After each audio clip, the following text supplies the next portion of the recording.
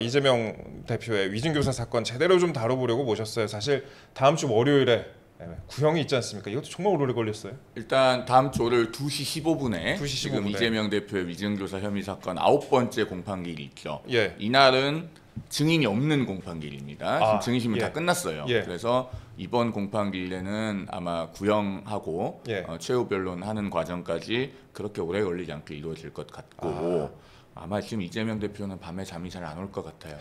제가 이 사건의 예. 진행 과정을 다시 한번 이렇게 쭉 정리를 해보니까 예. 정말 밤에 잠이 잘 안 올 것 같습니다.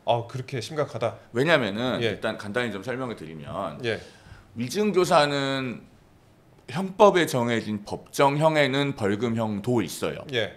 벌금형도. 그런데 벌금형도. 이제 이재명 대표의 피선거권 유지를 위해서는 지금 징역형이냐 벌금형이냐가 중요한 상황 아닙니까? 예. 그런데 이제 양형 기준에 보면 양형 기준에는 위증교사의 벌금형이 없습니다. 그러면은 만약에 이걸 재판부가 유죄로 판결을 한다는 전제하에 네. 낮춰서 벌금형으로 가려면 네. 양형 기준의 하한보다 밑으로 내려가서 선고를 해야 돼요. 그렇게 할 수가 있어요? 할 수는 있어요. 네. 할 수는 있는데 그러면 이제 그 판결문에 왜 양형 기준의 하한을 벗어나서 더 가볍게 선고하는지에 대한 이유를 적어야 됩니다. 예. 근데 그 이유를 쓸 게 마땅치 않더라고요. 제가 봤더니. 거대 야당의 대표니까 이런 식으로 쓸 수가 있을까요? 그건 너무 이상하잖아요. 자연스럽지가 않죠. 예. 혹시 뭐 선거법 사건이면은 예. 뭐 여전히 뭐 그 공직에 다시 선출돼서 예. 뭐 유권자들의 신임이 있다. 뭐 이런 식으로 쓰는 것도 혹시 생각해 볼 수는 있겠는데 네. 위증교사는 그게 아니고 사법 방해잖아요. 네. 사법 방해고 지금 본인이 여전히 혐의를 인정하지 않고 있고 반성하지 않고 있단 말이에요. 네. 그리고 마치 사실 그대로 진술을 하라고 했다는 것처럼 그런 방향에서 변론을 하고 있잖아요. 네. 그러니까 이렇게 되면은 아무리 형을 낮춰도 벌금형으로 내려갈 만한 사유가 보이지 않는다. 그런 점에서 이재명 대표가 밤에 잠이 안 올 것 같다. 밤에 잠이 안 올 것 같다. 라는 생각이 들었습니다. 예. 예전에 그 변호사님이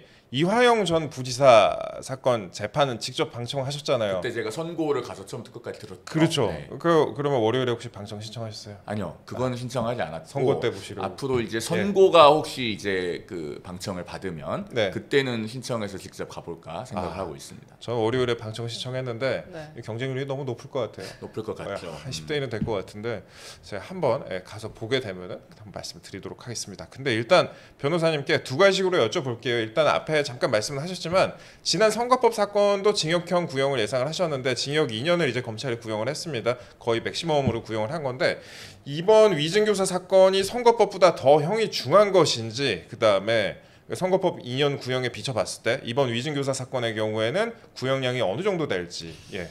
객관적으로 보면 위증교사가 더 중하다고 봐야죠. 더 중해요. 왜냐하면 그건 이제 양형 기준끼리 놓고 비교를 해봐야 되는데 멋이 중한 뒤에서 위증교사가 더 중하다. 그렇죠. 예. 그러니까 당선 목적 허위 사실 공표는 예. 양형 기준상 우리가 가중 영역으로 가면은 네. 그 가중 영역에서의 양형의 상한이 징역 2년이었어요. 징역 2년. 그래서 검찰이 징역 2년을 구형을 한 건데 네. 지금 위증교사 같은 경우는 가중 영역에서의 그 양형 기준은 징역 10월에서 징역 3년입니다. 10월에서 3년. 10월에서 3년. 예. 그러니까 양형 기준의 상한대로 구형을 한다라고 예. 하면 징역 3년을 구형할 수 있겠죠. 3년. 네. 예. 다만 이제 선거법 사건에서는 양형 기준상의 가중 요소들에 딱딱 들어맞는 것들이 되게 많았어요. 예. 대여섯 가지 됐거든요. 네. 근데 이제 이번 같은 경우는 일단 확실한 가중 사유는 위증을 교사했다는 겁니다. 네. 양형 기준에서요. 우리가 그 위증의 그 양형 기준상 양형이 아까 제가 말씀드린 가중 영역에서 10월에서 3년인데 네. 그 가중 요소들 중에 위증을 교사한 경우가 명확하게 써 있어요. 예.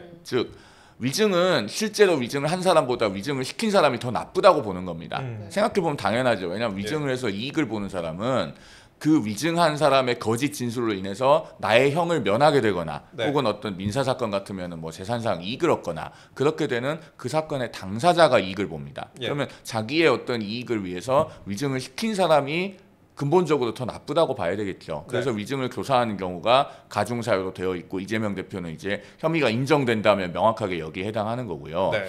그 다음에 이제 이재명 대표의 변호인 쪽에서는 만약에 이게 지금 위증 교사 혐의가 인정된다고 하더라도 감경 사유가 있다고 주장하고 싶은 것들이 몇 가지가 있을 거예요. 예. 네. 그게 대표적인 게 뭐냐면은 허위 증언이지만 객관적 사실에 부합하는 경우예요. 그러니까 뭐냐면 자 지금 이재명 대표 위증교사 사건은 그동안에 증인이 7명이 나왔어요. 예. 첫 번째 증인은 그 김진성 씨입니다. 김진성 위증을 한 본인. 김병량 전 시장의 비서. 수행비서. 네. 그 이야기 이제 조금 뒤에 자세히 저희가 나눌 것 같은데 네. 그 다음에 이제 그 2002년에 검사 사칭 사건 당시에 같이 기소가 됐던 KBS 최철호 PD가 예. 증인으로 나왔고 그 밖에 5명은 이제 실명은 언론에 공개되지 않은 당시 KBS 관계자들 예. 5명이 나왔죠. 그런데 이 당시 KBS 관계자들 5명이나 최철호 PD는 사실 근본적으로 위증교사냐 아니냐를 판단하는 데 있어서는 필요가 없는 사람들이에요. 네.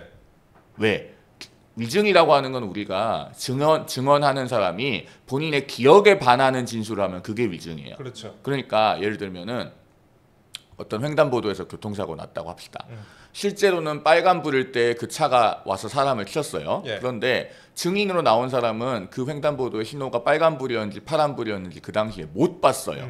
그런데 나와가지고 빨간불에 사람을 치었습니다라고 증언하면 그건 위증입니다. 이해되시죠? 예. 자, 그런데 그러면은 지금 위증교사 사건에서 아까 제가 말씀드린 최철호 PD와 나머지 5명의 증인은 왜 나왔다고 봐야 되느냐? 김진성 씨는 본인이 그 이재명 대표의 녹음 파일에서도 뭐 사실 잘 기억도 안 나고 이 부분이 명확하게 있잖아요. 예, 예. 그리고 본인이 법정에 나와서도 위증했다고 시인을 했어요.